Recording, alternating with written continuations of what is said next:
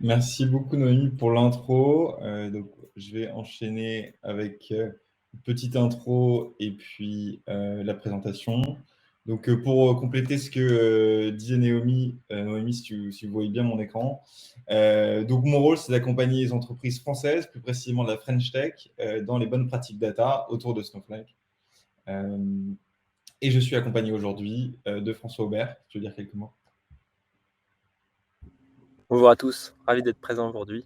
On se retrouve juste après la présentation d'Hugo. Super. Donc, le point de départ ici, c'est donc on parle de data collaboration, mais pourquoi est-ce qu'on en parle? On en parle parce qu'il y a une opportunité business.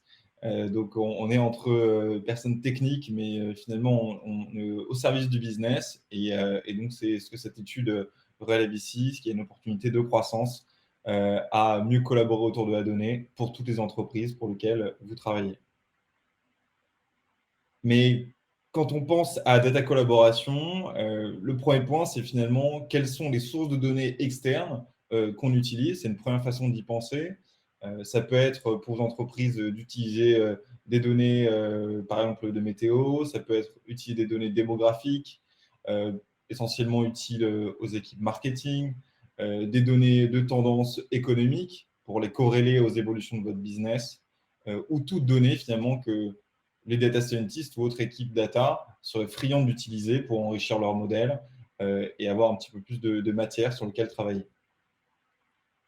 Quand on pense à ces datas-là, mais aujourd'hui, il y en a certainement beaucoup que vous utilisez, mais beaucoup d'autres aussi que vous n'utilisez pas ou que partiellement. Donc, se demander pourquoi est-ce que finalement vous n'utilisez pas ou peu, c'est ce qui revient souvent de la part de nos clients, c'est que c'est soit trop cher, soit trop complexe, ou que vous n'avez pas les ressources pour les récupérer, ou simplement que vous ne savez pas où aller les chercher. Ensuite, ces données-là, une fois que vous y avez accédé, parce que souvent vous devez les rendre aussi ou les donner, les rendre accessibles ou donner accès simplement à des partenaires ou à vos clients. Donc simplement, est-ce que vos clients sont friands d'accéder à vos données? Est-ce qu'ils peuvent facilement le faire? Est-ce que vous êtes en mesure de leur donner accès à vos données? Quels seraient les bénéfices business si vous, demain, vous étiez en mesure de plus facilement répondre aux demandes du métier autour de donner accès à ces données à vos clients ou partenaires externes? Et donc, le point central, finalement, entre la récupération de données externes ou donner accès à des parties tiers à de la donnée, c'est un problème. Le problème qui est que toutes ces données, finalement, elles sont silotées. Les sources, elles peuvent être web, elles peuvent être dans des systèmes on-premise, dans des applications dans le cloud, dans des cloud providers différents ou dans des régions différentes. Vos clients, pareil, ils ont leur propre application, leur propre cloud. Et finalement, c'est le fait que ces données soient dispersées dans tous ces lieux qui empêche de réaliser la valeur, justement, que je vous ai partagé dans l'étude tout à l'heure. Ça ne veut pas dire que vous n'essayez pas aujourd'hui d'en tirer de la valeur. La preuve, vous mettez en place des mécanismes de récupération de la donnée, des méthodes on peut qualifier peut-être de traditionnelles, comme des FTP, des API, des pipelines de TL, ou des mécanismes de partage de données au sein d'un cloud provider. Voilà, le problème avec ces méthodes-là, c'est qu'elles ne sont pas toujours facilement sécurisables ou sécurisées, qu'elles demandent beaucoup d'énergie à mettre en place, soit du scripting, soit de la maintenance de pipeline. Elles sont assez manuelles. Elles ne correspondent pas toujours à la fraîcheur de la donnée qui est nécessaire au business. Voilà. Certaines décisions ont besoin d'avoir de la donnée très extrêmement fraîche, d'autres moins. Ces méthodes-là ne sont pas toujours en phase avec ces attentes. Et puis aussi, bien sûr, des considérations de protection des données qui aussi empêchent ces méthodes finalement de répondre aux besoins initiaux. La réponse qu'on apporte chez Snowflake, humblement, c'est un réseau de données qui s'appelle le Data Cloud. Donc, il y a un réseau de données qui rassemble des milliers d'organisations pour collaborer autour de leurs données. Ça peut être une société de logiciels qui va permettre de donner accès aux données de son logiciel à ses clients facilement. Ça peut être voilà, des données de santé qui sont accessibles par des entreprises du monde entier pour comprendre comment une épidémie peut être corrélée à leur business, comment des données macroéconomiques de vente dans un pays plutôt qu'un autre peuvent leur aider à s'implanter dans un autre pays ou à comprendre quel serait l'impact de leur développement, ou simplement des entreprises de collaborer autour de la donnée, par exemple un retailer Access Supplier étant un exemple assez classique. Ce réseau de données global, il n'est pas né du jour au lendemain et il continue à se développer extrêmement rapidement. Sur la visualisation que vous voyez là, je ne l'ai pas présenté juste avant, mais je vais le faire maintenant. Vous voyez donc l'évolution entre avril 2020 et avril 2022 de ce réseau, qui se manifeste ici sur cette visualisation par un point étant un compte Snowflake et un trait étant un accès régulier à la donnée entre ces deux comptes. Voilà. Donc là, on voit qu'il y a de quelques centaines d'organisations et quelques centaines d'accès réguliers, on passe à quelques dizaines de milliers maintenant en avril 2022. Quels sont les bénéfices clés d'adhérer à ce réseau pour vous? Le premier, c'est que finalement, l'accès à la donnée, il est grandement simplifié. Les données, dès qu'elles sont disponibles chez le fournisseur, par exemple dans votre compte, eh bien, tous les acteurs de votre écosystème dans ce réseau peuvent bénéficier directement de cette donnée fraîche. Il n'y a pas besoin de mécanisme d'ETL pour qu'ils en bénéficient comme vous. Et ça se fait quel que soit le cloud, quelle que soit la région. Encore une fois, on n'est pas limité, on est bien conscient que vous tous ici présents, vous avez tous des prérequis ou des besoins de cloud différents. Et c'est pour ça que ce réseau, lui, il est agnostique finalement de l'infrastructure qu'il a sous-tend. Ensuite, ce n'est pas seulement des données brutes ou des données d'ailleurs raffinées ou quelles que soient les données que vous voulez mettre à disposition auxquelles vous voulez accéder. Ce sont aussi des services autour de la donnée. Donc, Pricemove, par exemple, on va en parler un peu plus précisément tout à l'heure, mais en est un très bon exemple. Donc, ils fournissent de la donnée qui a été extrêmement enrichie, dans laquelle une forme d'intelligence a été appliquée pour ensuite délivrer plus que de la donnée brute, mais une réelle information qui ajoute de la valeur à votre business. Et puis, le troisième exemple qu'on retrouve aussi au sein de ce réseau, c'est donc des applications. Donc, par exemple, des algorithmes de machine learning sur différents applicatifs auxquels vous pouvez directement accéder sur ce réseau, encore une fois, sans avoir à vous soucier de l'infrastructure, du cloud, mais simplement accéder à cette donnée et en retirer tous les bénéfices que vous voulez. Et cela, ça se fait quand même avec une considération de contrôle, bien sûr, en tête. Sans cela, ce serait l'anarchie.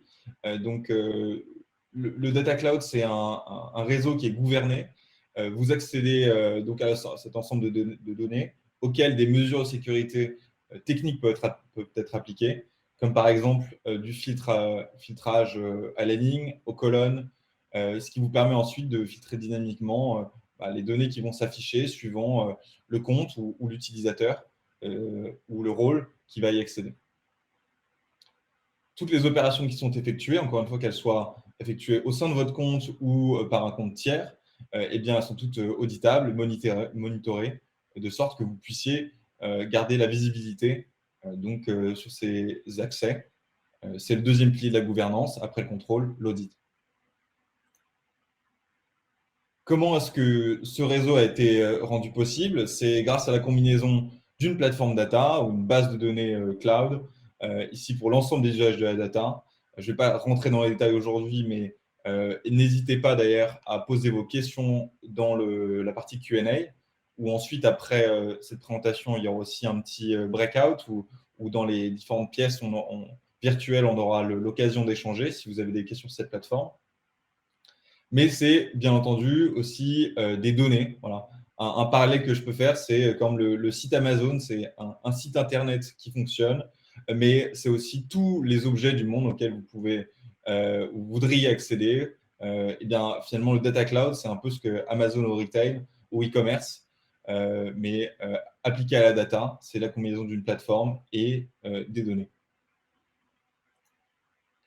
Comment est-ce que vous pouvez accéder aux données si demain vous avez un compte Snowflake? Eh bien, vous pouvez aller récupérer les données de la marketplace. Donc, c'est un ensemble de datasets qui sont disponibles publiquement pour tous les clients. Un peu plus de 200 providers ici et plusieurs centaines de datasets. Vous pouvez aller donner accès à la donnée à un de vos partenaires qui est sur Snowflake aussi. Créer un espace dans lequel plusieurs comptes peuvent accéder à une même donnée. Même donner accès à vos partenaires qui n'est pas forcément sur Snowflake, via un compte managé. Ou enfin, faire ce même partage de données, mais cette fois-ci sans révéler la logique ou les données en elles-mêmes, mais simplement en les croisant avec vos données de votre partenaire pour révéler simplement des données qui leur sont pertinentes sans compromettre la protection des données ou la privacy des données que vous détenez. Ça s'appelle la clean room. Donc, c'est un sujet qui mérite d'être creusé. Donc, si ça vous intéresse, on peut en parler plus amplement, comme je le fais régulièrement avec nos clients dans les médias. Je voudrais vous donner ici un simple exemple technique, parce qu'on est entre personnes en charge de la data, technique plus globalement. Donc, ici, c'est simplement pour illustrer le fait que donner accès à la donnée à un parti tiers, à un compte externe à Snowflake, c'est finalement le même mécanisme ou aussi simple que de le faire dans Snowflake. Ici, par un exemple, c'est une vue sécurisée où à droite, vous voyez une table de faits, donc simplement des ventes avec des produits et un client auquel appartient, un fournisseur auquel appartient ces produits. Et à gauche, vous voyez une table, je n'ai pas le nom en français, entitlement, on va dire, qui associe ce produit avec le compte finalement Snowflake, le nom du compte Snowflake de ce fournisseur.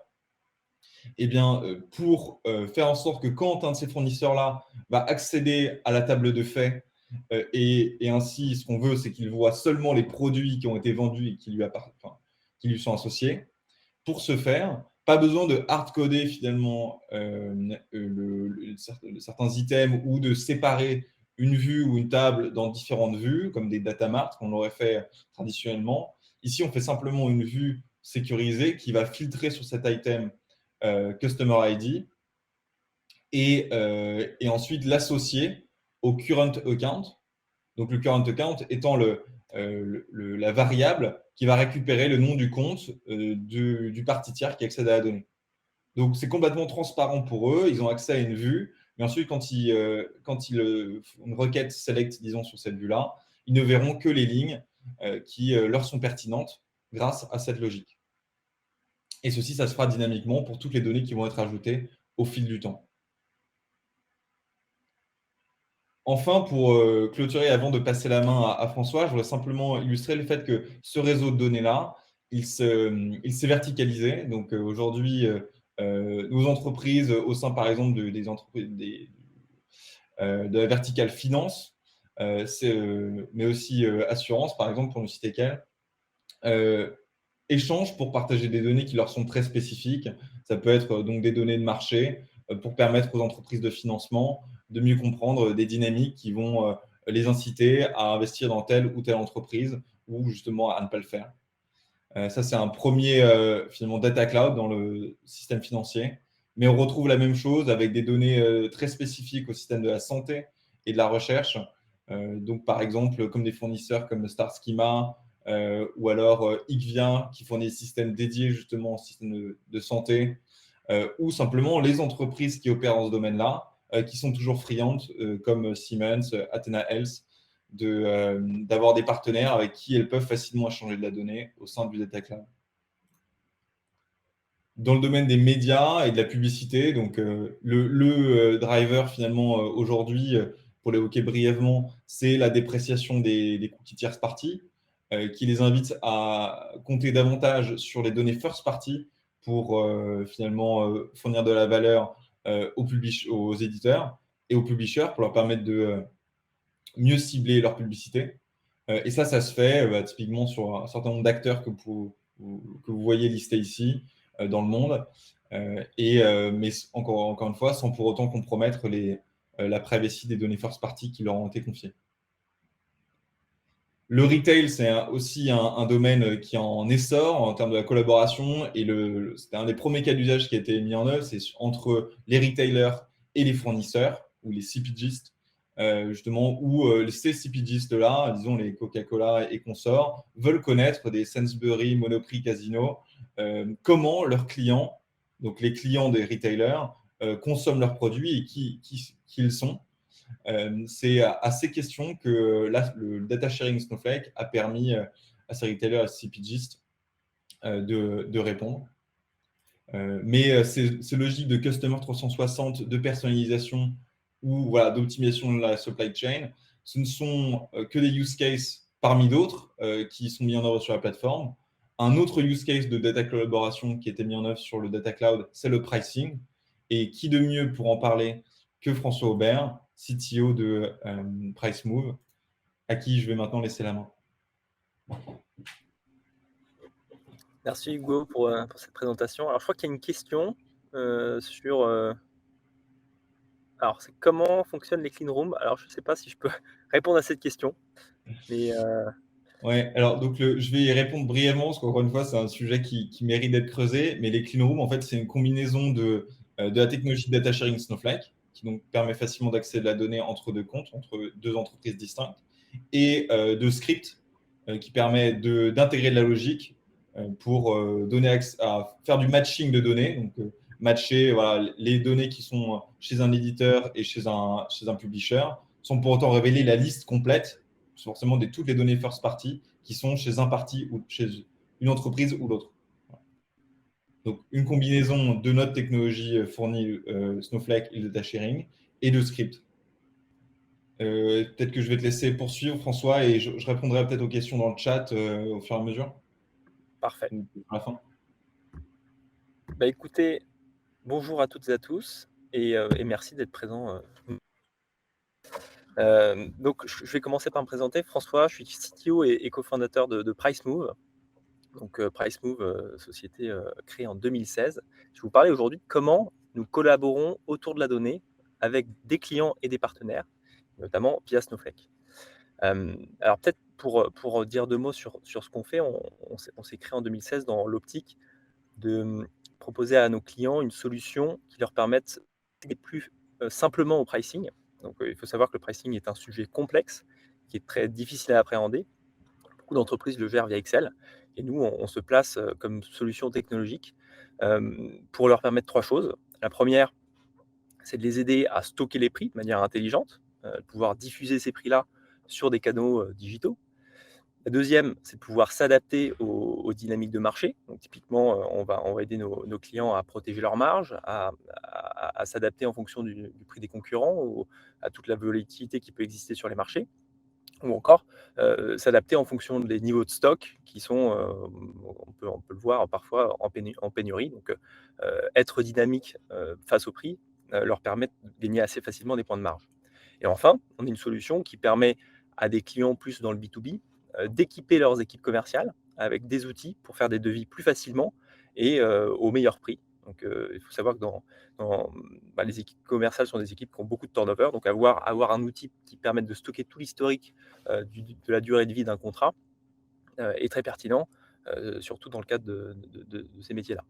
Donc, aujourd'hui, on est 70 répartis dans plusieurs localisations, à Paris, à Londres, à Amsterdam. On a également des bureaux à New York avec mon associé qui y travaille depuis quelques mois. Et on s'adresse à différents types de clients, donc dans le e-commerce, dans le retail, mais également dans la distribution spécialisée, dans le transport ou enfin dans le tourisme. Donc aujourd'hui, on va voir un use case secteur agnostique, on va dire, de comment on collabore autour de la donnée. Alors, surtout, n'hésitez pas à m'interrompre pendant la session. Je ferai des allers-retours peut-être sur le channel de QA. Donc, n'hésitez pas à poser des questions. Je pourrais y répondre en live ou au contraire, si ça nécessite de rentrer dans les détails, on verra ça à la fin de la présentation. Je crois qu'il y a des rooms qui sont prévus, donc on pourra échanger. Et je serais ravi d'avoir aussi votre point de vue sur comment vous faites. Donc, pour revenir à nos moutons, donc, nous, on a besoin de données pour fonctionner, hein, c'est le nerf de typiquement, on va pouvoir accumuler des données commerciales, donc des données de transactions de vente, des données de stock, des données de concurrence, donc on va plutôt chercher chez des partenaires plutôt que des clients. On va aussi compute énormément de données de prévision qui vont aider à prendre des décisions par rapport au prix. On va mettre ça en regard de stock prévisionnel. On va accumuler beaucoup de données par rapport aux clients dans le cadre du B2B. Alors, on est RGPD, donc on n'exploite pas de données personnelles, mais en revanche, des données liées à des historiques de vente pour comprendre un peu les sensibilités prix du client sont des données qu'on a chez nous et qu'on va pouvoir exploiter. Alors, dans quel but? Donc, c'est déjà pouvoir proposer des recommandations de prix, parce qu'on a un outil qui permet de stocker des prix et de mettre à jour des tarifs. Donc, on va pouvoir proposer des recommandations via des notions de stratégie tarifaire qu'on a dans notre plateforme. On va pouvoir aussi proposer des outils pour des décideurs, alors qui sont chez nos clients, des outils de performance, de revue de performance pour comprendre comment est-ce que la stratégie pricing est appliquée et comment est-ce qu'elle performe. Et enfin, on va évidemment générer tout un tas d'alertes pour que les utilisateurs, parce qu'on est une solution, on n'est pas une API, enfin on est une API, mais on a des utilisateurs finaux qui sont soit des pricing experts, donc des gens qui sont responsables du pricing, via des alertes, ils vont pouvoir collaborer plus efficacement autour du prix en se concentrant sur les prix à changer qui ont qui ont le plus d'impact en termes de marge. Donc voilà, juste pour expliquer qu'on on a des forts besoins de données. Et donc on s'est tourné vers une solution comme Snowflake pour plusieurs raisons. Alors la première, c'est déjà parce qu'on avait énormément de pipelines de données qui étaient exécutés dans le cloud. Donc historiquement, enfin, il y a plusieurs années, on était sur Postgres et on a testé énormément de solutions. On a testé EMR, je ne sais pas si vous êtes familier avec ça, donc plutôt Spark, des solutions comme Redshift qui nous ont demandé pas mal de temps pour peaufiner les réglages et pour faire en sorte que ça fonctionne. Donc finalement, on trouvait ça pas assez plug and play, ça demandait trop de ressources en interne. La deuxième raison, c'est que Snowflake propose de plus en plus la capacité d'utiliser le compute qui est disponible chez Snowflake pour faire autre chose que du data processing, mais en SQL, pouvoir par exemple définir des fonctions Python et pouvoir les exécuter directement dans l'environnement Snowflake. C'est une fonctionnalité qui est sortie récemment via Snowpark. Et enfin, on va beaucoup en parler aujourd'hui, c'est cette notion dont a parlé Hugo, qui est le data sharing. Data sharing permet à un producteur de données de la partager à un consommateur sans copie. Donc on réduit énormément le temps d'accès à la donnée et ça permet d'apporter énormément de valeur. On va le voir par la suite. Donc comment est-ce qu'on fait, comment est-ce qu'on faisait historiquement pour intégrer de la donnée et comment est-ce qu'on fait chez certains clients qui n'ont pas encore Snowflake? Via des solutions classiques, soit via des API, tu l'as mentionné Hugo, mais aussi via des échanges de fichiers sur SFTP. Ça demande pas mal de maintenance, on va le voir. Et une fois que c'est dans Snowflake, nous, ce qu'on a construit, c'est vraiment un data lake reposant sur Snowflake avec DBT, donc, qui est un outil d'orchestration de requêtes SQL, ce qui permet d'avoir cette donnée raffinée que vous voyez, hein, tout ce qui est performance commerciale, qui est calculé au fil de l'eau avec parfois des cinquantaines d'étapes de traitement en SQL. Donc nous, on a vraiment choisi cet outil-là pour la simplicité, pour le côté SQL qui est très pratique pour pouvoir faire des requêtes analytiques et pour que nos ingénieurs se concentrent vraiment sur la partie métier et moins sur la partie technique. Alors, si on regarde comment fonctionnait et comment fonctionne chez les clients qui n'ont pas Snowflake, l'intégration de la donnée. Alors, c'est valable chez un client, mais chez un partenaire de données également. On travaille avec des partenaires qui nous fournissent de la donnée météo, par exemple, de la donnée de concurrents. Et on va avoir toute cette étape d'extraction qui est extrêmement lourde chez côté provider. Donc, ça peut prendre du temps, surtout quand il y a une grosse volumétrie. Pouvoir leur mettre à disposition un serveur SFTP ou faire en sorte qu'ils déposent directement sur S3 s'ils sont chez AWS. Je ne l'ai pas mentionné, mais on est chez AWS. Pouvoir maîtriser de notre côté des logiques de lambda, donc potentiellement d'autres technologies comme Terraform pour faire en sorte que tout ça soit déployé convenablement. Donc ça demande quand même pas mal de compétences, du SQL, du Python, du Terraform. Donc c'est lourd et on perd du temps du coup à mettre en place des pipelines et nous on veut se concentrer sur notre valeur ajoutée qui est le pricing. Donc évidemment, on veut optimiser ce process-là. Donc typiquement, ce qui se passe aussi, c'est qu'on duplique la donnée dans ces cas-là, parce que la donnée est chez le client dans un état, elle se retrouve chez nous dans un autre état. On l'a extraite, on l'a transformée, on l'a rechargée chez nous, on duplique le storage. Donc ça a un côté pas très satisfaisant. Alors, quel est l'impact métier chez nous? Tout simplement, vous avez vu le process, ça dure parfois plusieurs heures de pouvoir mettre à jour de la donnée à des fins de recommandation de prix ou de génération d'alertes ou les use cases que j'ai décrits précédemment. Là, dans ce cadre-là, qui est un cadre classique en pricing où en fait on a une accélération de la demande quand on arrive, quand on arrive à échéance, typiquement dans les métiers, les métiers, qui proposent, des produits avec une demande anticipée. Typiquement, si vous louez une voiture pour ce week-end, si vous y prenez demain, vous allez payer plus cher parce que tout simplement, voilà, ça s'accélère. Il y a de plus en plus de gens qui vont vouloir réserver à l'avance, à la dernière minute. Et donc, il faut pouvoir réagir et pouvoir proposer un prix plus pertinent. Donc, plus on met de temps à mettre à jour la donnée, moins le prix va être pertinent. Donc, pour nos utilisateurs, ça a un impact parce que nos utilisateurs vont voir des recommandations qui ne sont pas très cohérentes avec la donnée qui est pourtant dans leur ERP. Et pour les consommateurs, dans du B2C, ça peut potentiellement avoir un des effets pas idéaux pour les entreprises qui utilisent PriceMove. Donc l'important, c'est vraiment d'essayer d'optimiser ce processus. Donc, en plus, donc je l'ai dit, c'est nécessité de mettre des équipes fortement qualifiées pour déployer des pipelines, nécessité de maintenir ces pipelines. Et en plus de ça, on arrive avec de la donnée qui n'est pas forcément fraîche tout de suite. Donc la solution avec ça, c'est évidemment, vous l'avez compris, du data sharing, donc qui nous permet plusieurs choses. Donc déjà d'exécuter des requêtes SQL directement dans l'environnement du client. Alors ça, c'est un changement de paradigme total parce qu'à l'époque, les clients ne voulaient pas que des consommateurs puissent accéder à de la donnée puisqu'on allait potentiellement impacter leur performance. Là, vu que Snowflake dissocie le compute du storage, finalement, il n'y a pas de risque en termes de performance, donc c'est très pratique. On évite de faire de l'ETL ou de l'ELT, plus récemment de l'ELT, en tout cas nous c'est ce qu'on fait, puisque la donnée est directement visible dans notre environnement Snowflake. Sur l'aspect sécurité, Hugo l'a mentionné, mais c'est possible pour un producteur de données de nous donner un accès très fin en termes de granularité au niveau de cette donnée-là. Donc typiquement, il peut y avoir un filtrage qui se met par colonne, par ligne. Donc c'est des choses qui peuvent être pratiques, notamment lorsqu'il y a de la donnée sensible qu'on ne veut pas partager. Et effectivement, on va pouvoir se connecter alors à différents clouds, à différentes régions. Donc, si un client est hosté chez Google, on va pouvoir se connecter, même si on est chez AWS, sans contrainte. Donc, ça aussi, c'est plus pratique qu'avant.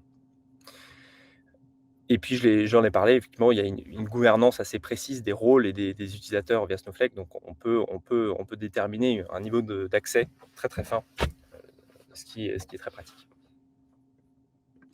Donc l'impact, en fait, si on passe d'avant, où on avait des ETL sur des data lakes, on va dire, plus classiques, traditionnels, on avait des temps d'intégration qui pouvaient être autour de 4 heures.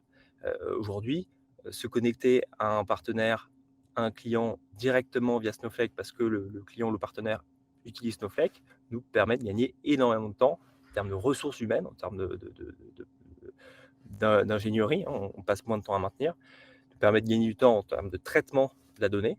Donc, notre produit propose à l'utilisateur de la donnée plus fraîche. Donc, c'est gagnant-gagnant.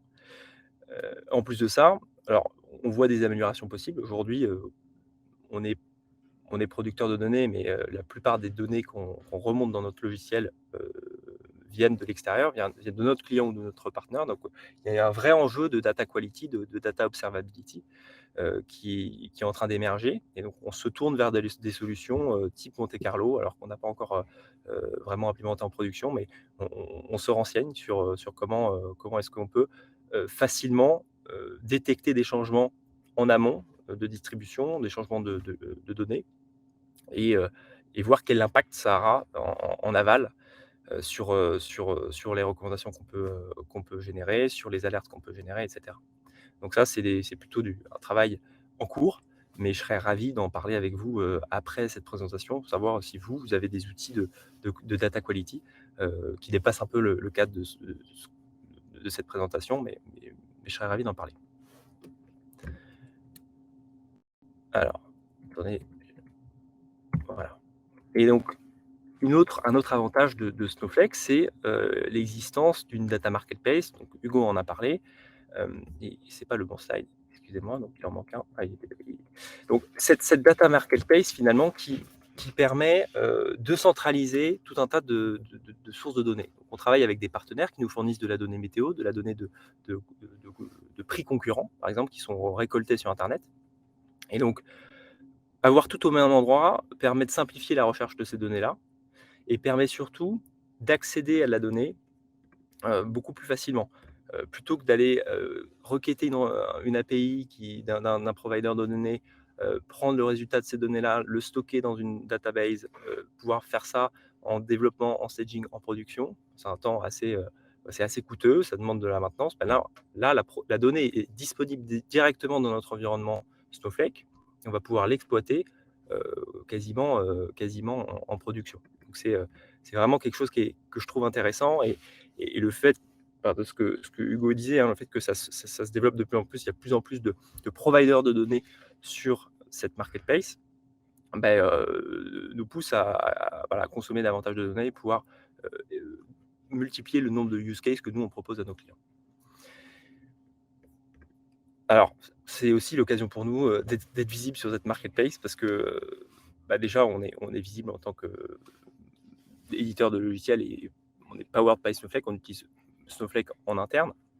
Donc typiquement, si vous allez sur Snowflake, vous allez pouvoir cliquer sur le price move et potentiellement contacter un sales pour savoir comment est-ce qu'on peut s'intégrer. Alors il se trouve que, bon, c'est un peu anecdotique, mais c'est vrai que ça fait plus de 6 ans que maintenant qu'on récolte des données aussi par nos propres moyens, des données de prix. Et on a mis à disposition sur Snowflake, sur cette data marketplace, euh, de location de voitures qui sont disponibles, qui sont gratuitement hein, d'ailleurs. Donc si ça vous intéresse, vous pouvez aller jeter un œil. Je crois il y a plus de 6 sociétés de location de voitures euh, qui sont référencées sur plus de 6 ans. Donc ça, c'est aussi quelque chose qui nous donne de la visibilité et sachant qu'il y a de plus en plus de trafic sur cette marketplace, ça nous rend visible en tant que startup. Voilà, donc je vais pas repasser sur les avantages, donc qui sont plutôt clairs, hein. On va pouvoir, peut-être quelque chose que j'ai pas mentionné, mais le fait de pouvoir computer, exécuter des requêtes dans notre environnement Snowflake et générer de la donnée raffinée, va nous permettre aussi en retour, si le client ou le partenaire est sur Snowflake, pouvoir lui partager ces données-là très facilement en sens inverse, hein. Ce qui fait qu'on collabore très facilement autour de la construction de pipeline, notamment quand il y a de la logique métier qu'on ne maîtrise pas, parce que la donnée est générée par notre client. Ça nous permet de faire beaucoup d'allers-retours sans forcément voilà, devoir se envoyer des fichiers ou autre. Donc c'est quelque chose qui est extrêmement pratique, qu'on fait vraiment dans un sens comme dans l'autre. Alors parfois même, on génère de la donnée qui est tellement, disons, qui a tellement de valeur ajoutée pour le client qu'il l'exploite pour des autres fins hein, qui ne sont pas du pricing, hein, potentiellement pour des raisons financières ou autres, ou marketing. Mais voilà, donc ça peut être quelque chose qui peut être fait en sens inverse de manière très très facile. Donc pour résumer, donc l'intérêt finalement de basculer sur ce mode-là de connectivité. Alors je ne sais pas, ravi d'en parler peut-être à l'issue de cette présentation.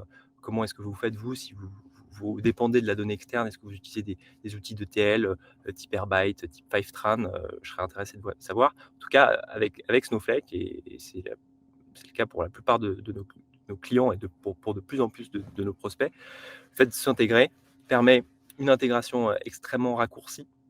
Alors, on parlait de semaines avant, on parle plutôt en termes de jours maintenant. On évite de dupliquer de la donnée, donc c'est un côté un peu plus sustainable, on va dire. On va pouvoir échanger de la donnée facilement, échanger sur des logiques métiers, avoir de la donnée plus fraîche en aval, vous l'avez compris.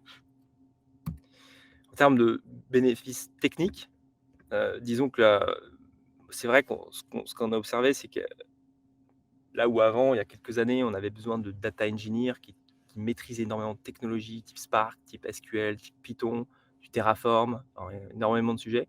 Maintenant, on va plus se concentrer sur des analytics engineers qui maîtrisent SQL, qui sont capables de comprendre la donnée du client et qui sont capables de la traiter, de la raffiner, sans forcément maîtriser de technologie. Donc, on se concentre vraiment sur notre valeur ajoutée principale qui est le pricing.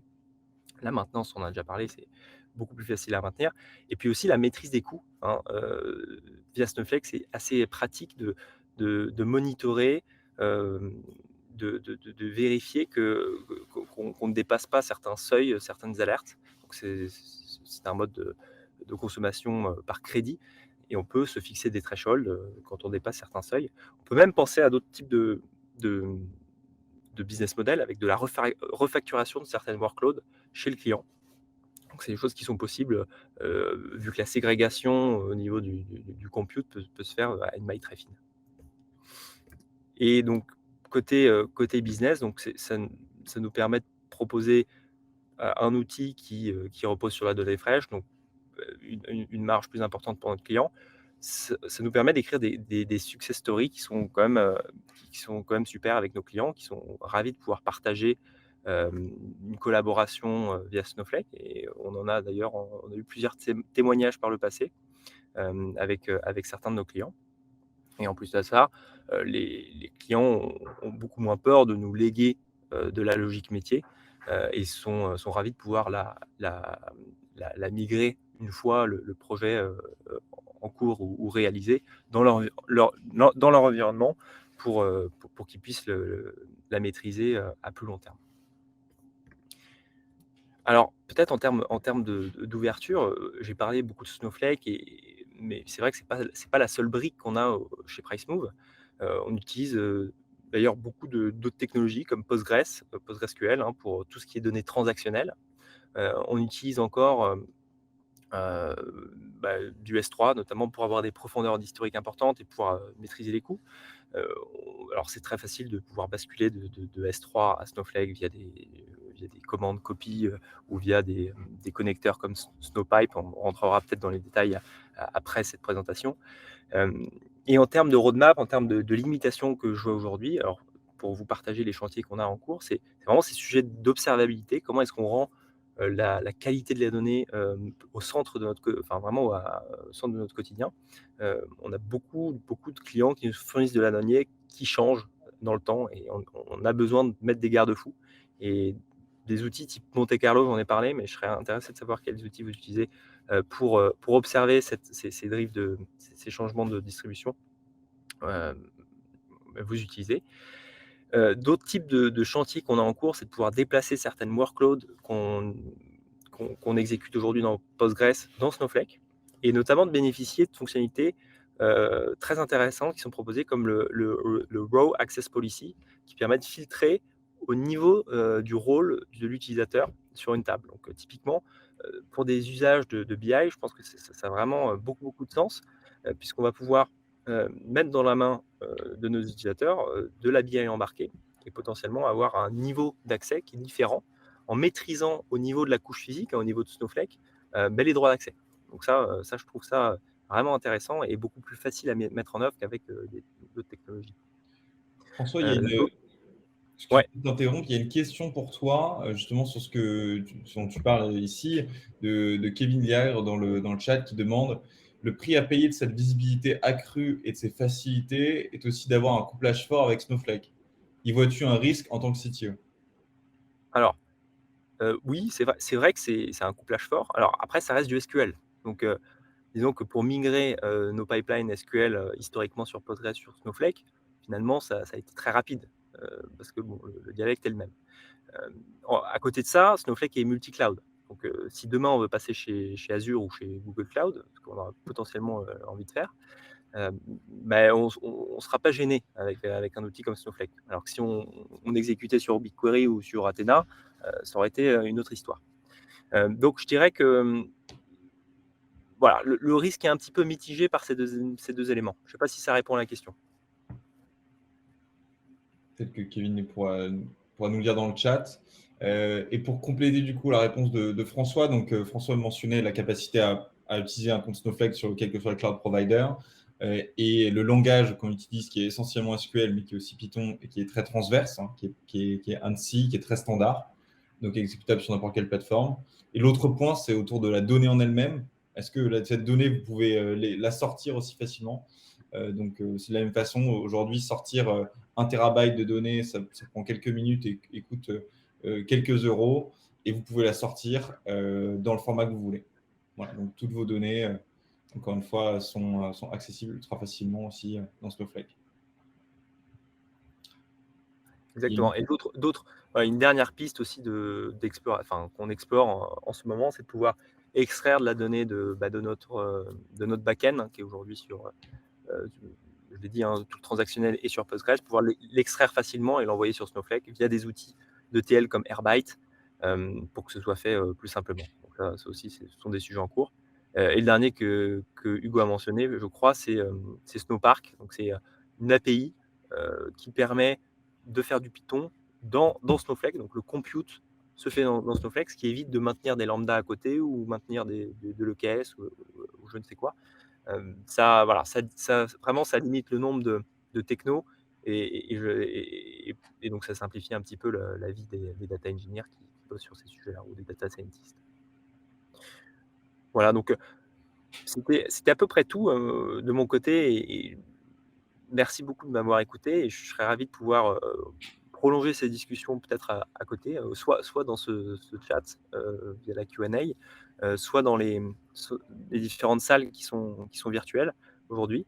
Et voilà, donc merci beaucoup pour votre accueil. Merci à Snowflake de nous avoir proposé cette présentation. Puis j'espère que ça vous a plu, ou en tout cas vous avez ça pose des questions. Donc là, il y a juste une autre question qui demande aurions-nous accès à la présentation à la fin de ce meet-up? Alors, je ne sais pas, peut-être demander à Noémie, mais je crois que c'est enregistré et puis ensuite la vidéo sera disponible sur YouTube. Autre chose, donc voilà, à partir du moment où on va couper ce meet-up, on pourra tous se retrouver dans les petites salles virtuelles à côté ou par groupe de 3-4, vous pourrez échanger directement avec François ou moi-même pour poser davantage de questions. Voilà, Noémie confirme, il y a un replay. Donc voilà, on va couper notre caméra et le micro et on se retrouve dans les petites salles. Merci à tous. Merci à tous.